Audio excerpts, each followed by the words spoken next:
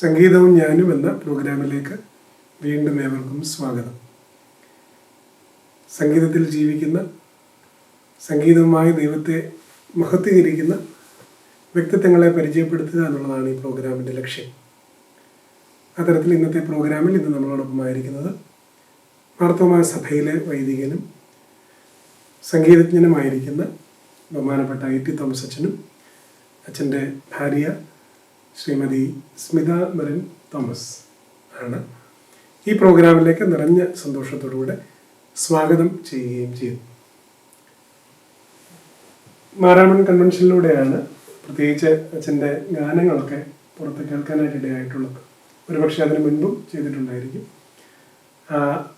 ഏവർക്കും ഹൃദ്യമായ ഗാനങ്ങൾ സമ്മാനിച്ച വ്യക്തി അല്ലെങ്കിൽ വ്യക്തിത്വങ്ങൾ എന്നുള്ളതായ തരത്തിലാണ് നിങ്ങളെ പരിചയപ്പെടാനായിട്ട് ഇടയാകുന്നത്. പ്രത്യേകിച്ച് സഭയിലെ വൈദികൻ എന്നുള്ളതായ നിലയിലും സംഗീതത്തെ സ്നേഹിക്കുമ്പോൾ വിശ്വാസികൾക്ക് അതേറെ പ്രചോദനകരമായ ഒരു കാര്യം തന്നെയാണ്. എങ്ങനെയാണ് ഈ ഒരു സംഗീത ജീവിതത്തിലേക്ക് ഉള്ളതായ തുടക്കം, എങ്ങനെ ആരംഭം കുറിച്ചു, അല്ലെങ്കിൽ ആരൊക്കെയാണ് ഇതിനുള്ള ഒരു പ്രചോദനം നൽകിയതായ വ്യക്തിത്വം? എൻ്റെ പേര് റവറൻഡ് ടി തോമസ്. ഇപ്പോൾ ഞാൻ കൊല്ലം പട്ടത്താനം മാർത്തോമാ പള്ളിയിൽ ഇടവികാരിയായി ശുശ്രൂഷ ചെയ്യുകയാണ്. എൻ്റെ വീട് കോന്നി കൊന്നപ്പാറ എന്ന സ്ഥലത്ത്, കൊന്നപ്പാറ ശാലേ മാർത്തോമയാണ് എൻ്റെ മാതൃഇടവ. ഇപ്പോൾ മൈലപ്ര ശാലേമിലെ അംഗമായിട്ടിരിക്കുകയാണ്. അപ്പോൾ എൻ്റെ ഒരു ഗ്രാമീണ പശ്ചാത്തലത്തിൽ എൻ്റെ മാതാവും പിതാവും പാട്ടുകളെ സ്നേഹിക്കുകയും പാടുകയും ചെയ്യുന്ന ആളുകളായിരുന്നു. മാത്രമല്ല എൻ്റെ പിതാവ് പാട്ട് ആദ്യം എഴുതുന്ന ഒരാളായിരുന്നു വർഷങ്ങൾക്ക് മുമ്പ്. വലിയ രീതിയിലല്ല, ചെറുതായിട്ട്. പിന്നെ നാടകങ്ങൾ എഴുതുന്ന ആളായിരുന്നു. അങ്ങനെ ഒരു വാസനയുള്ള ഒരു പിതാവിൻ്റെ മകനായി ജനിച്ചതുകൊണ്ട് പാട്ടിനോടൊക്കെ ഒരു താല്പര്യവും. ഞാൻ ഒരു 10ാം ക്ലാസ് കഴിഞ്ഞപ്പോൾ കീബോർഡ് പഠിക്കാനായിട്ട് ഒരു കോന്നിയിലുള്ള ഒരു സ്ഥാപനത്തിൽ പഠിക്കാനായിട്ട് കുറച്ച് കാലേ പോയുള്ളൂ. അപ്പോൾ പാട്ടിനോടൊരു താല്പര്യം. പള്ളിയിൽ പഴയ ആളുകൾ, പ്രത്യേകിച്ച് റാന്നി കുഞ്ഞുമോനിച്ചാൻ എന്ന് പറയുന്ന ഒരു അച്ചായനുണ്ട്, പിന്നെ പാപ്പിച്ചായൻ, ഇവരൊക്കെ ഈ പാട്ടുകളെ, ക്രിസ്തീകരണത്തിലെ പാട്ടുകളൊക്കെ അവരുടെ ഒരു അറിവ് വെച്ച് പഠിപ്പിക്കുകയും അപ്പോൾ അതിനോടൊരു താല്പര്യമൊക്കെ തോന്നി തുടങ്ങി. പ്രീ ഡിഗ്രി കാലങ്ങൾ പഠിച്ചുകൊണ്ടിരുന്നപ്പോഴാണ് സ്വന്തമായി പാട്ട് എഴുതാനായിട്ട് തുടങ്ങിയത്. അതിന് ഈ പാട്ട് എഴുതാനൊരു കാരണം ഉള്ളത്, നൈനാൻ പുന്നവേലിയുടെ പാട്ടുകൾ അന്ന് ക്യാമ്പുകളിലൊക്കെ പോകുമ്പോൾ പുള്ളി എഴുതി ട്യൂൺ ചെയ്ത പാട്ടുകളൊക്കെ പഠിപ്പിക്കും. അപ്പോൾ ഞാൻ ചിന്തിച്ചിട്ടുണ്ട്, എനിക്കും പാട്ട് എഴുതാൻ പറ്റുമോ. അങ്ങനെയാണ് അദ്ദേഹത്തിൻ്റെ പാട്ടുകൾ കേട്ടാണ് ആക്ച്വലി ഞാൻ പാട്ട് എഴുതാൻ പ്രീ ഡിഗ്രി ടൈമിൽ തുടങ്ങിയത്. ഡിഗ്രി സമയത്ത് പിന്നെ പാട്ടുകൾ എഴുതും. ഈ പാട്ടുകളൊക്കെ എഴുതി ഞാൻ സെമിനാരിയിൽ വന്നപ്പോൾ സെമിനാരിയിൽ പാട്ടിൻ്റെ ഒരു അന്തരീക്ഷം ഉണ്ടായിരുന്നു. എൻ്റെ ബാച്ചിലൊക്കെ ഒത്തിരി പാട്ട്, ടി കെ വിജയച്ചനെ പോലുള്ള പാട്ടുകാരുണ്ട്. മാത്രമല്ല ആ പാട്ട്, അവരുടെ പാട്ടുകളൊക്കെ കേട്ട് അവരൊക്കെ ഓർഗൻ വായിക്കുന്ന ആളുകളും അപ്പോൾ പാടുന്നപ്പോൾ എൻ്റെ പാട്ടുകൾക്ക് ക്യാമ്പുകൾക്കും സെമിനാരിയിലെ എൻ്റെ കോൺവെക്കേഷൻ്റെ സമയത്ത് ഞങ്ങളുടെ ഫൈനൽ ഇയറിൽ എൻ്റെ പാട്ടാണ്, ഞാൻ എഴുതി ട്യൂൺ ചെയ്ത പാട്ടാണ് പാടിയത്.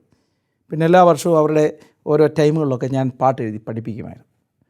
അങ്ങനെ മാത്രമല്ല എൻ്റെ ബാച്ചിൽ ബ്ലൈസു വറീസ് എന്ന് പറഞ്ഞ അച്ഛനുണ്ട്. അച്ഛൻ ഓരോ പാട്ട് ഞാൻ എഴുതുമ്പോൾ അച്ഛനെ പ്രോത്സാഹിപ്പിക്കുകയാണ്. അങ്ങനെ പ്രോത്സാഹിപ്പിക്കുന്ന കുറേ സുഹൃത്തുക്കൾ, ബ്ലൈസു അച്ഛൻ മാത്രമല്ല ഒത്തിരി അച്ഛന്മാർ, ജനിലച്ഛൻ, കുറേ അച്ഛന്മാർ എന്നെ പാട്ടിനെ പ്രോത്സാഹിപ്പിക്കുകയാണ്. അങ്ങനെ പാട്ട് എഴുതി ഒരു വൈദികനായി തീർന്നപ്പോൾ പിന്നെ ഇടവ തലങ്ങളിൽ ക്രിസ്മസിൻ്റെ സമയത്തൊക്കെ വെളിയിൽ നിന്ന് പാട്ട് സ്വീകരിക്കത്തില്ല, ഞാൻ തന്നെയായിരുന്നു പാട്ട് എഴുതുകയും ട്യൂൺ ചെയ്യും. ഓർഗൻ കുറേ വായിക്കുമായിരുന്നു. പിന്നെ അത് ഓർഗൻ പ്രാക്ടീസ് ചെയ്തു. അപ്പോൾ അതിൻ്റെ ഒരു അറിവൂടെ നമുക്ക് വന്നപ്പോഴത്തേന് ഇച്ചിരൂടെ ഭംഗിയായി നമുക്ക് പാട്ട് ട്യൂൺ ചെയ്യാനും എഴുതാനും പറ്റുകയാണ്. 2 തരത്തിലായിരുന്നു അന്ന് പാട്ടുകളൊക്കെ ചെയ്യുന്നത്. ഒന്ന് പാട്ടും ട്യൂണും വരികളും ഒന്നിച്ച് വരിക, വരികൾ എഴുതിയിട്ട് ഓർഗൻ്റെ സഹായത്തോടെ ട്യൂൺ ചെയ്യുക. പിന്നെ ശാസ്ത്രീയ സംഗീതത്തിലെ ബേസിക്കായിട്ടുള്ള കാര്യങ്ങളൊക്കെ ഓരോ നമ്മൾ പുസ്തകങ്ങളൊക്കെ വെച്ച് നല്ല ഗുരുക്കന്മാരോടൊക്കെ ചോദിച്ച് ചില രാഗങ്ങളെ പറ്റിയൊക്കെ, ഒത്തിരി രാഗമൊന്നും അറിയത്തില്ല, കുറേ രാഗങ്ങളൊക്കെ പഠിച്ചു. അതിൻ്റെ ബേസിൽ കുറേ പാട്ടുകൾ എഴുതാനായിട്ട് ശ്രമിച്ചു. 2016 മുതലാണ് ഞാൻ സ്മിത അതിനു മുമ്പേ പാട്ടുകൾ എഴുതുന്ന ആളാണ്, ട്യൂൺ ചെയ്യുകയും ചെയ്യും. അപ്പോൾ ഞങ്ങൾ ഒന്നിച്ചുള്ള ഒരു പ്രയത്നമാണിതെല്ലാം. അമേരിക്കയിലെ ഞങ്ങൾ ഒരുമിച്ചാണ് ചെയ്തത്. ഒന്നി അദ്ദേഹം ട്യൂൺ ചെയ്യും, ഞാൻ വഴി എഴുതും, അല്ലെങ്കിൽ ഞാൻ വഴി എഴുതും, അദ്ദേഹം ട്യൂൺ ചെയ്യും. അങ്ങനെ ഒരു കോമൺ പ്രോഗ്രാമായിട്ട് അത് വരികയും പിന്നെ ആളുകൾ പ്രോത്സാഹിപ്പിക്കുകയും. പിന്നെ എൻ്റെ ഇതിനകത്തൊക്കെ പ്രോത്സാഹിപ്പിച്ച ഒരാൾ ജോസ് തരകൻ എന്നെ ഇങ്ങനെ ആദ്യമായിട്ട്, ഞാൻ വർഷങ്ങൾക്ക് മുമ്പ് പാട്ട് എഴുതി പാടാൻ വിളിക്കുന്നത് ജോസ് തരകനെയാണ്. ജോസ് തരകൻ, വർഗീസ് തരകൻ, ഇങ്ങനെ കുറേ ആളുകൾ, പിന്നെ ഒത്തിരി അച്ഛന്മാർ തിരുമേനിമാരൊക്കെ പാട്ടിനെ പ്രോത്സാഹിപ്പിക്കുകയും അങ്ങനെ 2016 മുതൽ മാരാമൺ കൺവെൻഷനിൽ ഞങ്ങൾ പാട്ടുകൾ എഴുതാൻ തുടങ്ങി. 2016 മുതൽ ഈ 2020 വരെയും ദൈവകൃപയാൽ ഞങ്ങൾക്ക് അങ്ങനെ പാട്ടുകൾ എഴുതാൻ സാധിച്ചു. ഇതിനിടയ്ക്കൊരു ആൽബം ഒരു മാത്ര നേരം എന്ന് പറയുന്ന ഒരു ആൽബം അമേരിക്കയിൽ വെച്ച് ചെയ്തു. പിന്നെ മറ്റു ആൽബങ്ങൾക്ക് വേണ്ടിയൊക്കെ ഒത്തിരി പാട്ടുകൾ എഴുതിയിട്ടുണ്ട്. ഏകദേശം കണക്കെടുത്തിട്ടില്ലെങ്കിലും ഒരു 100-150 പാട്ടുകൾ എഴുതി ട്യൂൺ ചെയ്യാനായിട്ട് നമുക്ക് സാധിച്ചിട്ടുണ്ട്. അത് വലിയൊരു ഭാഗ്യമായിട്ട് കരുതുകയാണ്. എൻ്റെ മാതൃ ഇടവക വെൺമണി സെഹിയോൻ മാർത്തോമ ഇടവകയാണ്. എന്നാൽ ഞങ്ങളുടെ കുടുംബം പുന്തല എന്ന സ്ഥലത്തേക്ക് വീട് ഒക്കെ വെച്ച് മാറിക്കഴിഞ്ഞപ്പോൾ പുന്തല മാർത്തോമ ഇടവകയിലാണ് ഞാൻ എൻ്റെ പ്രവർത്തനങ്ങൾ അല്ലെങ്കിൽ ഇടവകയുമായിട്ടുള്ള ബന്ധം തുടങ്ങിയത്. അങ്ങനെ 5ാം ക്ലാസ്സിൽ പഠിക്കുമ്പോഴാണ് പുന്തല മാർത്തോമ ഇടവകയുടെ കൊയറിൻ്റെ ഭാഗമായിട്ട് തീരുവാൻ സാധിച്ചത്. അപ്പോൾ അന്ന് ഇപ്പോഴത്തെ നമ്മുടെ സഭയിലെ തന്നെ പട്ടക്കാരായിട്ടുള്ള ജോണീഷോ അച്ഛന്, ജോർജി അച്ഛന്, സജി അച്ഛന് ഇവരൊക്കെ ഞങ്ങളുടെ കൊയറിൻ്റെ ഭാഗമായിരുന്നു. അങ്ങനെ ഞങ്ങളുടെ കൊയർ ആദ്യമായിട്ട് മ്യൂസിക് നൈറ്റ് എന്നൊരു പ്രോഗ്രാം 88 നടത്തി. അപ്പോഴേ ഞാൻ 5ാം ക്ലാസ്സിൽ പഠിക്കുകയാണ്. കൊയറിൽ കയറിയ ആദ്യത്തെ മ്യൂസിക് നൈറ്റാണ്. അപ്പോഴാണ് അവിടെ സോളോ പാടാനായിട്ടുള്ളൊരവസരം വന്നു. അങ്ങനെ എനിക്കൊരാഗ്രഹം തോന്നി. ഞാനങ്ങനെ ആദ്യമായിട്ട് ആ പ്രോഗ്രാമിൽ പാടി പൈതലാം യേശുവേ എന്നുള്ള പാട്ടാണ് ആദ്യം പാടിയത്. അന്ന് VM മാത്യുച്ചൻ DSM ഡയറക്ടർ, അന്ന് അച്ഛനായിരുന്നു അന്നത്തെ വിശിഷ്ടാതിഥി. അപ്പോൾ അച്ഛൻ അന്ന് പാട്ട് കേട്ടിട്ട് നല്ലതായിരിക്കുന്നു എന്ന് പറഞ്ഞത് ഭയങ്കര സന്തോഷമായിരുന്നു. അപ്പം അന്ന് മുതലാണ് പാട്ടിനെ കൂടുതൽ ശ്രദ്ധിക്കുവാനും ഒക്കെ തുടങ്ങിയത്. അങ്ങനെ ആ കൊയറിൻ്റെ അംഗമായിട്ടിരുന്നപ്പോൾ 8ാം ക്ലാസ്സിൽ പഠിക്കുമ്പോൾ ഞങ്ങളുടെ കൊയറിലെ തന്നെ ജോണി ശച്ചനൊക്കെ അതിന് നേതൃത്വം നൽകി എന്നോട് പറഞ്ഞു, മാരാമണ്ണിൽ ഇങ്ങനെ കൊയറുണ്ട്, ഇങ്ങനെ പോകണം എന്ന് പറഞ്ഞ് അതിൻ്റെ ഫോമൊക്കെ അവർ തന്നെയാണ് വാങ്ങിച്ചുകൊണ്ട് വന്ന് വീട്ടിൽ വന്ന് എന്നെ മാരാമൺ കൺവെൻഷന് വേണ്ടിയിട്ടുള്ള ആ ഗായക സംഘത്തിന് ഒഡീഷന് വേണ്ടിയിട്ട് എന്നെ പ്രോത്സാഹിപ്പിച്ചു. അങ്ങനെ ആദ്യമായിട്ട് 8ാം ക്ലാസ്സിൽ പഠിക്കുമ്പോൾ അവിടെ പാടി ആദ്യമായിട്ട് ഈ മാരാമൺ കൺവെൻഷനിൽ പങ്കെടുക്കുവാനായിട്ട് സാധിച്ചു. അതൊരു വലിയ അനുഭവമായിരുന്നു. ആദ്യമായിട്ട് 92-ലാണ് ഞാൻ ആദ്യമായിട്ട് മാരാമൺ കൺവെൻഷൻ ഗായക സംഘത്തിൽ അംഗമായത് 8ാം ക്ലാസ്സിൽ പഠിക്കുമ്പോൾ. അതൊരു വലിയ അനുഭവമായിരുന്നു. കാരണം അവിടെ മുതൽ ഇങ്ങോട്ടാണ് എനിക്ക് ഈ സഭയോടും അതുപോലെ തന്നെ സംഗീതത്തോടും ഒക്കെ ഒത്തിരി സന്തോഷവും ആ ഒരു അടുപ്പം ഒത്തിരി വന്നത് അവിടെ മുതലാണ്. മാത്രമല്ല അന്ന് മുതൽ ഇന്ന് വരെയും ഈ ഗായക സംഘത്തിൽ മാരാമൺ കൺവെൻഷൻ ഗായക സംഘത്തിൽ പങ്കെടുത്തതുകൊണ്ട് വളരെയധികം ആൾക്കാരെ പരിചയപ്പെടുവാനും കൂടുതൽ സംഗീതത്തെപ്പറ്റി മനസ്സിലാക്കുവാനും എങ്ങനെ പാടണം അതൊക്കെ ഈ ഒരു സെഷനിൽ വന്നതുകൊണ്ടാണ് എനിക്ക് മനസ്സിലായത്. പിന്നെ പാട്ടുകൾ ആദ്യമായിട്ട് എഴുതിയത് സത്യം പറഞ്ഞാൽ ഒരു ക്രിസ്മസിന് വേണ്ടിയിട്ട് ഞങ്ങളുടെ കൊയറിനെ പുതിയ ഗാനങ്ങൾ പഠിപ്പിക്കാനായിട്ട് ഞാൻ ജോയിൻറ്റ് ലീഡറായിട്ടാണ് ആദ്യം ഒരു 9ാം ക്ലാസ് 10ാം ക്ലാസ്സൊക്കെ ആയപ്പോൾ ജോയിൻറ്റ് ലീഡറായി ഞങ്ങളുടെ കൊയറിൻ്റെ. അപ്പോൾ ഈ ലീഡേഴ്സാണല്ലോ പുതിയ പാട്ടുകൾ പഠിപ്പിക്കേണ്ടത്. അപ്പോൾ അങ്ങനെ പുതിയ പാട്ട് പഠിപ്പിക്കാൻ എൻ്റെ ഒരാഗ്രഹത്തിന് ഞാൻ തന്നെ ഒരു പാട്ട് എഴുതി ട്യൂണൊക്കെ ചെയ്ത് കൊയറിനെ പഠിപ്പിച്ചു. എന്നിട്ട് ഞാൻ ആരോടും പറഞ്ഞില്ല ഇത് ഞാൻ എഴുതിയ പാട്ടാണ്, അങ്ങനെ പറയാതെ എനിക്ക് എവിടുന്നോ കിട്ടിയ പാട്ടാണ് എന്ന് പറഞ്ഞിട്ട് അവിടെ പഠിപ്പിച്ചു. അത് പിന്നെ ഞാൻ ആരോടും പറഞ്ഞില്ല. എന്നാൽ കുറേ പ്രാക്ടീസൊക്കെ കഴിഞ്ഞിട്ട് ക്രിസ്മസ് അടുക്കാറായപ്പം ഇന്നത്തെ ജോർജ് അച്ഛൻ എന്നോട് ചോദിച്ചു, ഇത് സ്മിത എഴുതിയ പാട്ടാണോ ഇത്? അങ്ങനെയാണ് ഫസ്റ്റ് റെക്കഗ്നൈസ് ചെയ്തത്. അങ്ങനെ പാട്ട് എഴുതാം. അതാണ് ആദ്യത്തെ ഒരു അനുഭവം. അത് കഴിഞ്ഞിട്ട് പിന്നെ പാട്ടങ്ങനെ ഒത്തിരി എഴുതാനായിട്ടുള്ള സാഹചര്യങ്ങൾ വന്നില്ല. എന്നാൽ പാട്ട് എഴുതാൻ പിന്നെ തുടങ്ങിയത് അച്ഛനോടൊപ്പം ആയതിന് ശേഷമാണ് പാട്ട് എഴുതാനായിട്ട് തുടങ്ങിയത്. ഈ പറഞ്ഞതുപോലെ അച്ഛനോടൊപ്പം ചേർന്ന് കഴിഞ്ഞപ്പോൾ ഈ പാട്ടുകൾ എഴുതി അതിനെ ഷെയ്പ്പ് ചെയ്യാനും അതിൻ്റെ അകത്തെ തിയോളജിക്കലായിട്ടുള്ള കണ്ടൻറ്റൊക്കെ എനിക്ക് കുറച്ചുകൂടെ മനസ്സിലാക്കി തന്നത് എല്ലാം അച്ഛനാണ്. ഞാൻ എഴുതിയ വരികളൊക്കെ ചിലപ്പോൾ പറയും അത് മുഴച്ചു നിൽക്കുന്നു, അതൊക്കെ ഷെയ്പ്പ് ചെയ്ത് തന്നതൊക്കെ അച്ഛനാണ്. ഇങ്ങനെ എഴുതണം, അങ്ങനെ എഴുതണം. അങ്ങനെ അച്ഛനിൽ നിന്നുള്ള ഒത്തിരി പ്രോത്സാഹനം ലഭിച്ചു. അങ്ങനെയാണ് ഞാൻ ഈ ഒരു പാട്ടെഴുത്തലും ട്യൂൺ ചെയ്യാനും ഒക്കെ വന്നത്. ഞങ്ങൾ ഒരുമിച്ചായതിനു ശേഷം ചിലപ്പോൾ ഈ പറഞ്ഞ പോലെ അച്ഛൻ ചില പാട്ടുകൾ ട്യൂൺ ചെയ്യും, അല്ലെങ്കിൽ ചില വരികൾ എഴുതി ഞാൻ ട്യൂൺ ചെയ്യും. അങ്ങനെ അങ്ങോട്ടും ഇങ്ങോട്ടും ഒരു കോംപ്രമൈസ്, അങ്ങനെയാണ് ഈ പാട്ടുകൾ എഴുതാനായിട്ട് തുടങ്ങിയത്. കൊച്ചുമ്മയുടെ സഹോദരൻ്റെ കൂടെ സുമിത്തിൻ്റെ കൂടെ കാലിക്കറ്റിലൊക്കെ ഒരുമിച്ച് ഗായക സംഘത്തിലൊക്കെ ഉണ്ടായിരുന്നു. അന്നാണ് സുമിത്ത് പറയുന്നത് ഇങ്ങനെ ഒരാളുണ്ട്, അച്ഛൻ്റെ കൊച്ചുമ്മയാണെന്നും അങ്ങനെയാണ് കേട്ടിട്ടുള്ളത്. അപ്പോൾ ഇവിടെ വന്നു കഴിഞ്ഞതിന് ശേഷമാണ് ഇങ്ങനെ പാട്ട് എഴുതുന്നതിനെക്കുറിച്ചും കമ്പോസ് ചെയ്യുന്നതിനെക്കുറിച്ചും അറിയാൻ നേരിട്ട് പരിചയപ്പെടുന്നതിന് ഇടയായത്. കൊച്ചുമ്മ പറഞ്ഞതായ പാട്ട് ആരോടും പറയാതെ, എൻ്റെ പാട്ടാണെന്ന് പറയാതെ ഗായക സംഘത്തെ പഠിപ്പിച്ചതായ പാട്ടാണ് ആദ്യത്തെ പാട്ടെന്ന് പറഞ്ഞത്. അപ്പോൾ ആ പാട്ടൊന്ന് പാടിയാൽ. ക്രിസ്മസിന് വേണ്ടിയിട്ടാണ് ഞാൻ ആ പാട്ട് എഴുതിയത്. അതിൻ്റെ വരികൾ താരങ്ങൾ ആകാശയെ കൺചിമ്മുന്നു എന്നുള്ള വരികളാണ് തുടങ്ങുന്നത്.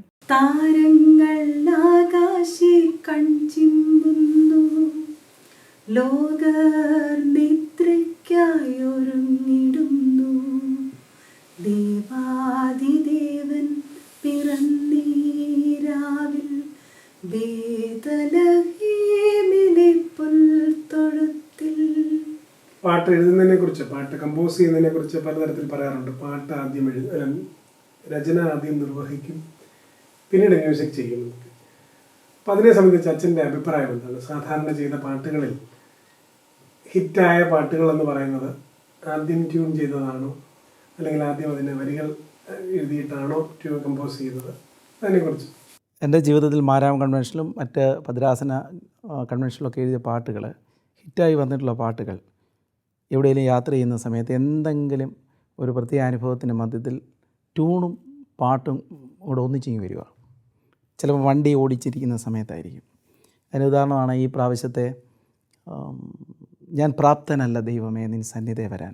കഴിഞ്ഞ വർഷം മാരാമണിൽ വന്നൊരു പാട്ടാണ്. അപ്പോൾ കായംകുളത്താണ് ഞങ്ങളന്ന്, കായംകുളം കാപ്പിൽ മർത്തോമ പള്ളിയിലാണ്. സ്മിത വർക്ക് ചെയ്യുന്നത് കൊല്ലം തങ്കശ്ശേരി സ്കൂളിലാണ്. എന്നും കായംകുളം വരെ കൊണ്ടുവിടണം. ചില ദിവസം ബസ് കിട്ടാത്തപ്പോൾ അവിടുന്ന് കാപ്പിൽ നിന്ന് നമ്മൾ കൊല്ലത്ത് കൊണ്ടുവിടണം. അങ്ങനെ ചില സമയത്ത് അങ്ങനെ ഒരു ദിവസം കൊണ്ടുവന്നിരുന്നപ്പോഴാണ് ചുമ്മാതിങ്ങനെ മാരാമൺ സമയമായി. അപ്പോൾ അന്ന് വായിച്ച ഒരു ധ്യാന പുസ്തകത്തിനകത്ത് ദൈവത്തോട് നമ്മൾ ചോദിക്കണം, ഏതോ ആരാ എഴുതുമെന്ന് എനിക്കറിയത്തില്ല, ചോദിച്ച ഒരു ചോദ്യമാണ്, നമുക്കെല്ലാം ദൈവത്തിന് നമ്മളെ ഇഷ്ടമാണോ എന്ന് ചോദിക്കണം. ആ ധ്യാനത്തിനകത്ത് നമുക്കങ്ങ് ദൈവത്തോട് അങ്ങ് കർത്താവിനെ അങ്ങ് ജീവനല്ലേ, കർത്താവിന് നമ്മളെ ഇഷ്ടമാണ്. അതെൻ്റെ മനസ്സിൽ ഇങ്ങനെ ഒരു വരികളിങ്ങനെ കിടന്നു. വണ്ടി അങ്ങോട്ട് ഓടിച്ചു കഴിഞ്ഞപ്പോൾ ആദ്യം വന്ന വരികളാണ്, ഞാൻ പ്രാപ്തനല്ല ദൈവമേ നിൻ സന്നിധേ വരാൻ, ഞാൻ കാരണം നീ എത്ര വട്ടം ദുഃഖിതനായി, എന്നിലെ നിൻ ഭാവമെല്ലാം ചോർന്നു പോയി ദിനം, ഏകുക നിൻ കാരുണ്യത്തിൻ വൻമഴ എന്നിൽ. ഇത്രയും അങ്ങ് പാടുകയാണ്. പിന്നെ അതിങ്ങനെ ഇങ്ങനെ പാടിക്കൊണ്ടിരുന്നു. പിന്നാണ് സ്മിത അതിനകത്ത് വരികൾ ആഡ് ചെയ്യുക, ചരണങ്ങളുണ്ടാക്കുക. പിന്നെ ആ വരികൾ പിന്നെ അങ്ങ് പാട്ടുകളായി രൂപപ്പെടുകയാണ്. എൻ്റെ ഒരു അനുഭവത്തിൽ ഇങ്ങനെ വരുന്ന പാട്ടുകളാണ്. പാട്ടുണ്ടാക്കാൻ വേണ്ടി പാട്ട് എഴുതിയിട്ടുണ്ടെങ്കിൽ അത് ഒരിക്കലും ഒരു ഗുണമായി വരത്തില്ല. പിന്നെ അതുപോലെ തന്നെ വേറൊരു പാട്ട് ആണ്, കരുണാമഴയായി പൊഴിയൂ എന്നിൽ ഫലദായകതരുവാകാൻ, പല നാൾ നിൻ വിളി കേട്ടിട്ടും ഞാൻ മറുവഴിയായി പോയി, ക്ഷമയേകൂ കൃപയേകൂ. പിന്നാണ് വരികൾ, വരിയും ട്യൂണും ഒന്നിച്ചിങ്ങി വരിക.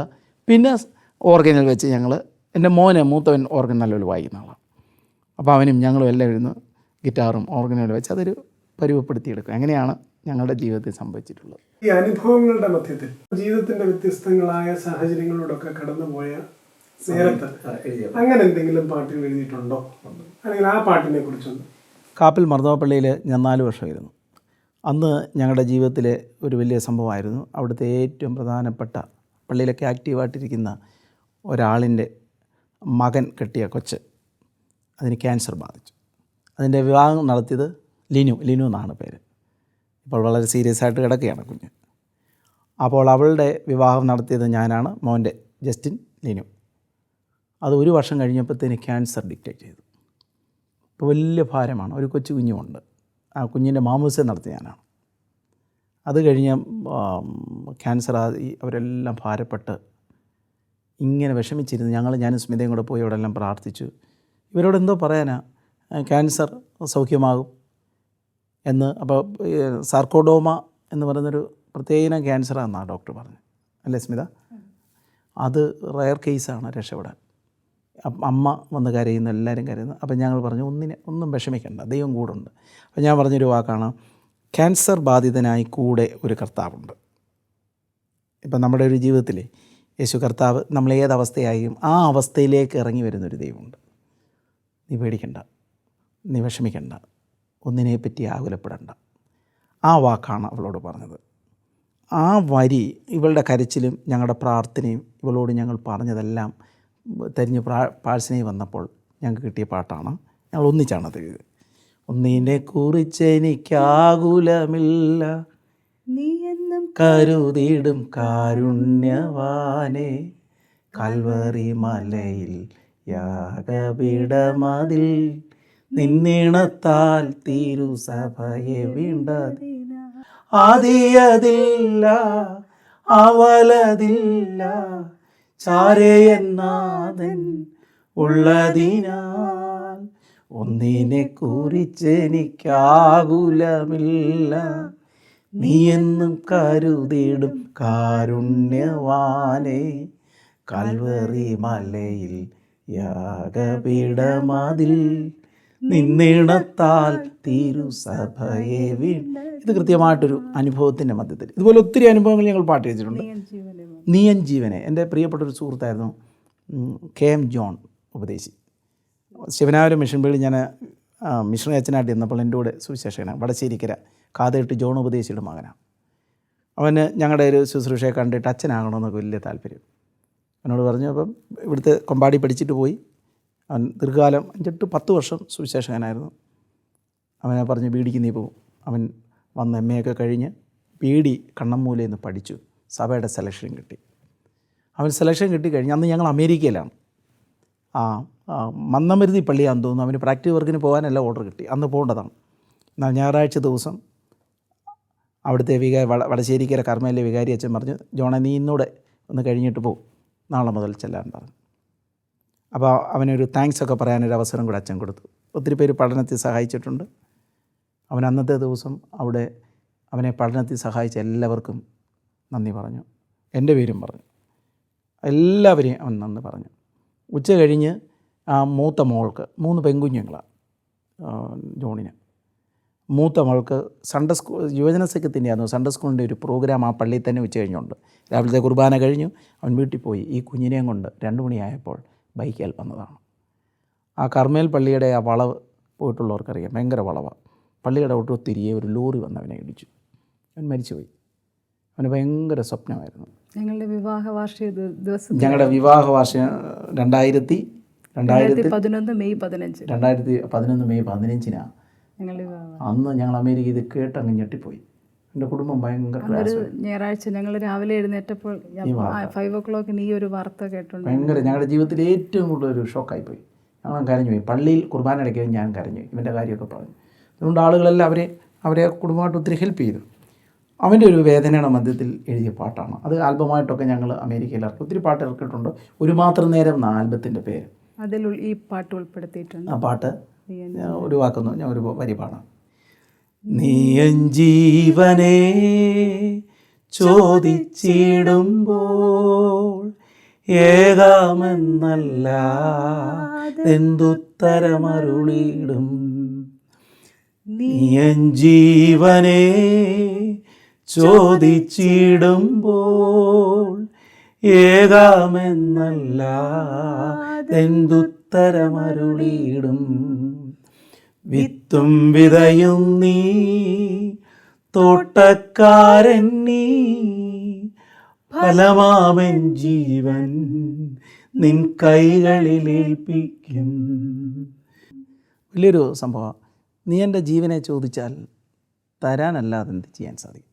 അതിനിപ്പോഴും ഞങ്ങളുടെ ഹൃദയങ്ങളിൽ ജീവിക്കുന്ന ഒരാളാണ് KM ജോൺ ഉപദേശി. പിന്നെ എൻ്റെ അമ്മ എന്നെ പാട്ടിനകത്ത് ഒത്തിരി സഹായം. എൻ്റെ അമ്മ ഒരു സാധാരണ സാഹചര്യത്തിൽ നിന്നൊക്കെ ഞങ്ങൾ വളർന്നു വന്നപ്പോൾ അമ്മ രാവിലെ എഴുന്നേറ്റ് 4 മണിക്ക് എഴുന്നേൽക്കും. അപ്പോൾ ഞങ്ങളെല്ലാം പിള്ളേർ കിടന്നുറങ്ങുമ്പോൾ അമ്മ നല്ലൊരു പാടുന്ന ആളാണ്. അമ്മ ഒരു ഓർത്തഡോക്സ് വിശ്വാസിയാണ്. അപ്പോൾ അമ്മ ഈ ലിറ്റർജിക്കൽ സോങ്സ് എല്ലാം അമ്മയ്ക്കറിയാം. അവരുടെ സഭയിലെ അതെല്ലാം ട്യൂണിലിരുന്ന് പാടും.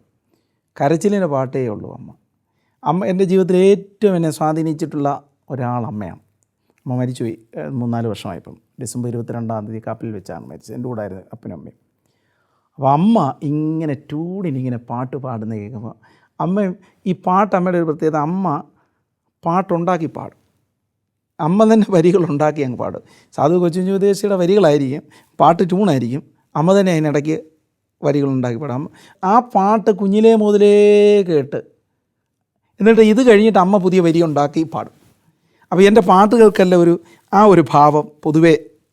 എൻ്റെ ജീവിതത്തിലാണെങ്കിലും എൻ്റെ മമ്മി ഒരു ഭയങ്കര പ്രോത്സാഹനമായിരുന്നു. അത് പറയാതിരിക്കാനായിട്ട് പറ്റത്തില്ല. കാരണം എന്നെ ടേപ്പ് റെക്കോർഡറൊക്കെ വെച്ച് പാട്ട് കേൾപ്പിച്ച് പുതിയ പുതിയ പാട്ടുകൾ പഠിക്കാനും അങ്ങനെ ഒത്തിരി പ്രോത്സാഹനം തന്നത് എൻ്റെ മമ്മിയാണ്. എൻ്റെ കുടുംബം, പപ്പായും മമ്മിയും എല്ലാം. എന്നാൽ മമ്മി കുറച്ചും കൂടെ അതിനകത്ത് ശ്രദ്ധയുണ്ടായിരുന്നു. അത് വലിയൊരു പ്രോത്സാഹനമായിരുന്നു വീട്ടിൽ നിന്ന്. ഈ സംഗീത ജീവിതം എന്ന് പറയുന്നത് നമുക്കറിയാം, പ്രത്യേകിച്ച് ഒരു ക്രിസ്ത്യൻ മിനിസ്ട്രിയിൽ പലതരത്തിൽ അതിനെ പ്രയോജനപ്പെടുത്തും. മാർത്തോമാ സഭയിൽ ഒരു പട്ടക്കാരൻ എന്നുള്ള നിലയിൽ പാട്ടുകാരനാണ്, കമ്പോസ് ചെയ്യുന്നൊരു വ്യക്തി ആണ് എന്നുള്ള തരത്തിൽ മിനിസ്ട്രി അതെങ്ങനെ സ്വാധീനം ചെലുത്തിയിട്ടുണ്ട്? പള്ളിയിൽ അച്ഛൻ വികാരിയായിട്ടൊക്കെ ഇരിക്കുമ്പോൾ ഈ പാട്ട്, ഇങ്ങനെ എഴുതുന്ന പാട്ടുകളൊക്കെ മിനിസ്ട്രിയെ സഹായിച്ചിട്ടുണ്ടോ? അല്ലെങ്കിൽ അത് മറ്റുള്ളവർക്ക് എങ്ങനെയാണ് അതിനെ, പ്രത്യേകിച്ച് ഈ പ്രോഗ്രാം കണ്ടുകൊണ്ടിരിക്കുന്നവർക്കൊക്കെ അതൊരു പ്രയോജനമാകും? അച്ഛൻ അങ്ങ് അത്തരത്തിലൊന്ന് പറഞ്ഞു. എൻ്റെ ശുശ്രൂഷയിൽ എൻ്റെ അമ്മ എന്നോട് പറഞ്ഞിട്ടുണ്ട്, ഒരു സുവിശേഷം, ഞങ്ങളുടെ വീട്ടിൽ 7 പേരാണ്, 6 പെണ്ണും ഞാനൊരാണോ. അപ്പോൾ അമ്മ പറഞ്ഞിട്ടുണ്ട്, നിന്നെ കർത്താവിൻ്റെ വിലയ്ക്ക് വേണ്ടിയാണ്. ഒരു ഓർത്തഡോക്സ് സഭാ വിശ്വാസികളായതുകൊണ്ടേ അപ്പോൾ കർത്താവിന് വേണ്ടി അങ്ങ് കൊടുക്കുക എന്നൊരു രീതിയുണ്ട്. അങ്ങനെ അച്ഛനാകുക എന്നൊരു കോൺസെപ്റ്റേ എൻ്റെ മനസ്സിലുള്ളൂ.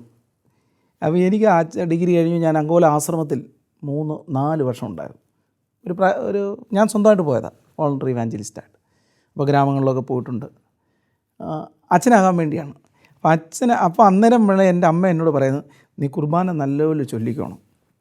അപ്പോൾ ട്യൂണൊക്കെ അമ്മയുടെ ട്യൂണുകളാണ്.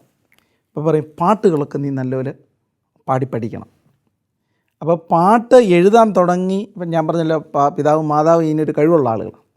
എഴുതി കഴിഞ്ഞപ്പോൾ പിന്നെ അച്ഛനാകുമ്പോൾ എങ്ങനെ ഞാൻ മറ്റേ അച്ഛന്മാരെയൊക്കെ ശ്രദ്ധിക്കും, എങ്ങനെ നമുക്ക് ഈ അച്ഛൻ ചെയ്യുന്ന നല്ല കാര്യങ്ങളെ ചെയ്യാൻ പറ്റും. അങ്ങനെ അച്ഛനായി. പിന്നെ പാട്ടോട് വന്നപ്പോൾ ഒരു ഗുണം എന്നാന്ന് ചോദിച്ചു കഴിഞ്ഞാൽ, ഈ നമുക്ക് ക്രിസ്മസിനൊക്കെ സമയത്ത് വരുമ്പോൾ നമ്മൾ തന്നെയാണ് പാട്ട് പഠിപ്പിക്കുന്നത്. പിന്നെ ഞാൻ വിവാഹം കഴിക്കുമ്പോൾ എനിക്ക് ഒറ്റ കണ്ടീഷനുള്ളായിരുന്നു, പാടുന്ന ഒരാളിനെ വിവാഹം കഴിക്കുക എന്നുള്ളത് ഭയങ്കര നിർബന്ധമായിരുന്നു, ഭയങ്കര ക്രൈറ്റീരിയ ആയിരുന്നു. ഒരാളെ പാടുന്ന ആളിനെ കെട്ടാം. അത് ഒറ്റ കാര്യമേ ഉള്ളൂ. അതായത് ഈ പള്ളിയുടെ ശുശ്രൂഷയ്ക്ക്, ഇടവകയുടെ ശുശ്രൂഷയ്ക്ക് അത് പ്രയോജനപ്പെടണം. ഞാൻ പറയുന്നൊരു കാര്യം, പ്രേക്ഷകരോട് പറയുന്നൊരു കാര്യം, നമുക്ക് ഒരു പാട്ട് എഴുതാൻ അറിയുകയും കമ്പോസ് ചെയ്യുകയും ചെയ്യുന്ന ഒരു വൈദികർ എന്ന നിലയിൽ നമുക്ക് ഒത്തിരി മിനിസ്ട്രിയെ, കുഞ്ഞുങ്ങളെ കർത്താവിലേക്ക് നയിക്കാനായിട്ട് സാധിക്കും എന്നാണ്. പാവപ്പെട്ട നമ്മുടെ പള്ളികളിലെ ഇടവകളിൽ ഞങ്ങളുടെ ഒരു ടീമായിട്ടാണ് പോകുന്നത്. സിസ്റ്റവും ഓർഗനും എല്ലാം ഫ്രീ കോസ്റ്റെല്ലാം. എത്രയോ പള്ളികളിൽ ഒരു വർഷത്തിൽ ഇപ്പോൾ ഞങ്ങൾ ഒത്തിരി പള്ളിയിൽ അങ്ങനെ ഫ്രീ ആയിട്ട് പോയി ശുശ്രൂഷ ചെയ്യുന്നുണ്ട്. പിന്നെ അതുപോലെ നമ്മുടെ ഇടവകയിൽ ഇതുപോലെ സംഗീതാഭിരുചിയുള്ള കുഞ്ഞുങ്ങളെ കണ്ടെത്താനും അവരെ പ്രോത്സാഹിപ്പിക്കാനും ഒക്കെ നമുക്ക് ഈ ഒരു പാട്ട്, നമുക്ക് ആ ഒരു ടേസ്റ്റ് ഉള്ളത് കൊണ്ട് അങ്ങനെ സാധിച്ചിട്ടുണ്ട്. എൻ്റെ ജീവിതത്തിൽ ഏറ്റവും വലിയ ധന്യത എന്ന് പറയുന്നത് ഞാൻ ഒരു പട്ടക്കാരുടെ ഭാര്യയായി തീർന്നു എന്നുള്ളതാണ്. ഞങ്ങളുടെ ഈ സംഗീത ജീവിതത്തിൽ ഞങ്ങൾക്ക് മറക്കാൻ പറ്റാത്ത ഒരു പ്രധാനപ്പെട്ട ആളാണ് ഡോക്ടർ റിജോ തോമസ്. കോഴിക്കോട് മാർത്തോമാ പള്ളിയിൽ അംഗമാണ്. ഡെൻറ്റിസ്റ്റായിരുന്നു. എന്നാൽ ആ ശുശ്രൂഷയിൽ നിന്ന് മാറിയവന് പാട്ടിനോടുള്ള അമിതമായ താല്പര്യം മൂലം അവൻ ഈ ശുശ്രൂഷയിൽ വന്നു. ഞങ്ങളുടെ ഈ സംഗീത വഴിയിൽ ഒത്തിരി ഹെൽപ്പ് ചെയ്ത ഒരാളാണ് ഡോക്ടർ റിജോ തോമസ്.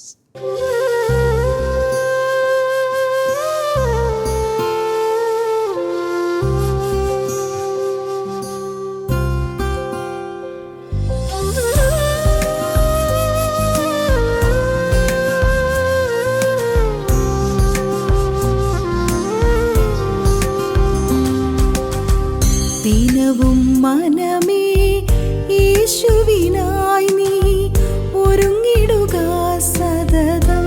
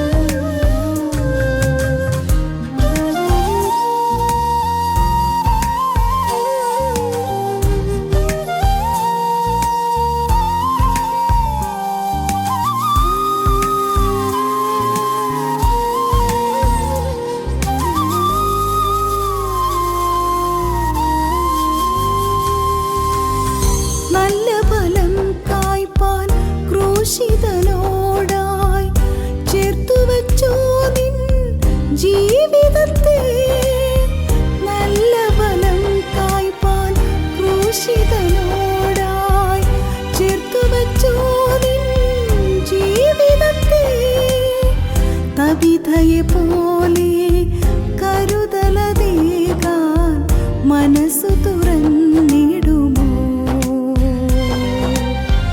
കവിതയെ പോലെ കരുതലതേകാൻ മനസ്സു തുറന്നിടുമോ?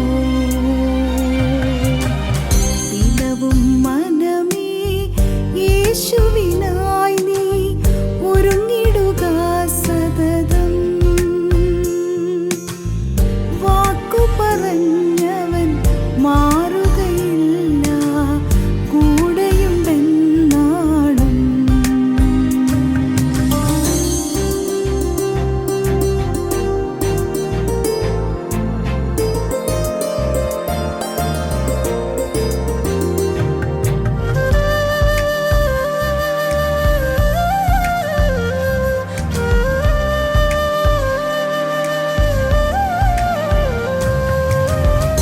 നിൻവിളക്കിൻ തിരി അണഞ്ഞു പോകാതെ കരുതിയോ എണ്ണ നീ അധികമായി?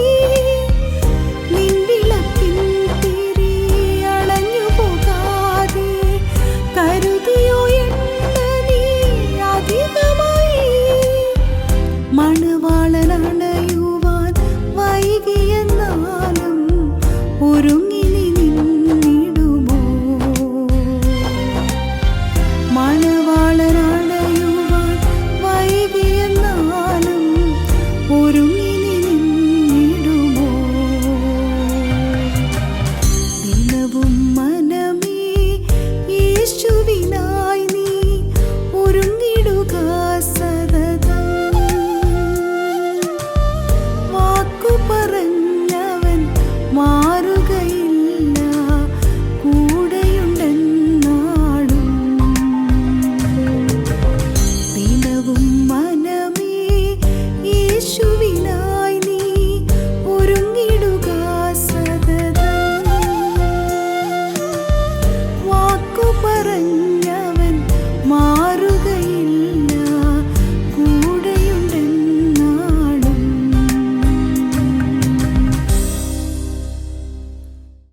സംഗീതവും ഞാനും എന്ന ഈ പ്രോഗ്രാമിൽ ഇന്ന് നമ്മോടൊപ്പം സംബന്ധിച്ച് ബഹുമാനപ്പെട്ട എ.ടി. തോമസ് അച്ഛനും സ്മിത കൊച്ചമ്മയുമാണ്.